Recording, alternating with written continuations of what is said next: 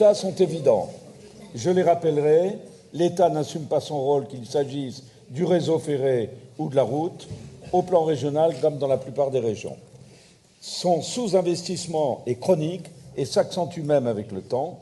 Les transports participent à des opérations financièrement conséquentes. On ne peut donc pas s'étonner de cette situation, connaissant l'état, je le redis à mon tour, catastrophique des finances au plan national, avec, je le rappelle, une dette de 3 303 milliards d'euros. Le gouvernement peine à trouver 40 malheureux milliards pour financer la prochaine loi de finances. D'où le manque évident de programmation dans une politique de transport qui permettrait tant à l'État qu'à la région de savoir où l'on va et de mettre en perspective des priorités, tant sur le rail que sur la route. Les derniers contrats de plan du reste État-région sont une parfaite illustration de cette situation, disons-le, nébuleuse. Un deuxième constat ô combien prégnant est l'état, bien sûr, de dégradation inquiétante, entre autres par manque d'entretien, bien sûr, du réseau régional aquitain. Déjà en 2019, la SNCF, par la voix de son patron d'alors, confirmait qu'1 milliard d'euros était nécessaire pour remettre seulement en état de roulage correct le réseau de Nouvelle-Aquitaine.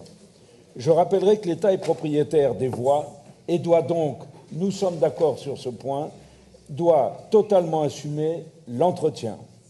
Cet état dégradé se fait particulièrement sentir sur les petites lignes dites de desserte fine. Le troisième constat est le manque de moyens de l'État, bien sûr, sur la route, mais aussi sur le résultat de votre politique du tout ferré au détriment de la voiture, considérée comme secondaire.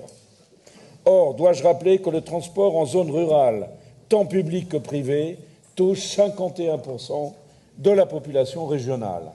Cette dernière n'a souvent d'autre solution, nous le répétons, que d'utiliser la voiture tant pour le travail que pour les loisirs. Alors, devant ce tableau peu réjouissant, admettez-le, comment dégager les priorités et surtout avec quel financement? Nous pensons, peut-être sans illusion, mais qu'un transfert financier de la part de l'État aux régions serait nécessaire pour qu'elles puissent exercer convenablement leurs compétences d'AOM.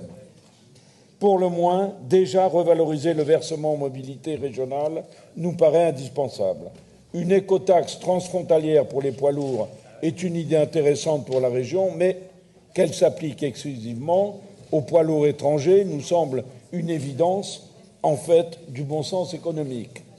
En revanche, la création de nouvelles taxes ou de taxes déguisées n'est pas envisageable pour nous. Elle pénaliserait encore et toujours plus les néo-aquitains. Nous sommes de même opposés, vous le savez, à l'ETS2, qui est en réalité une excroissance du Green Deal européen.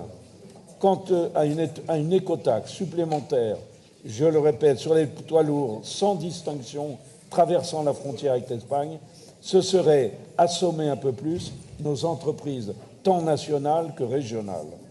Vous proposez d'augmenter le versement mobilité régionale, le VMR. Nous avons déjà fait part de notre opposition pour les mêmes raisons que nous venons d'évoquer.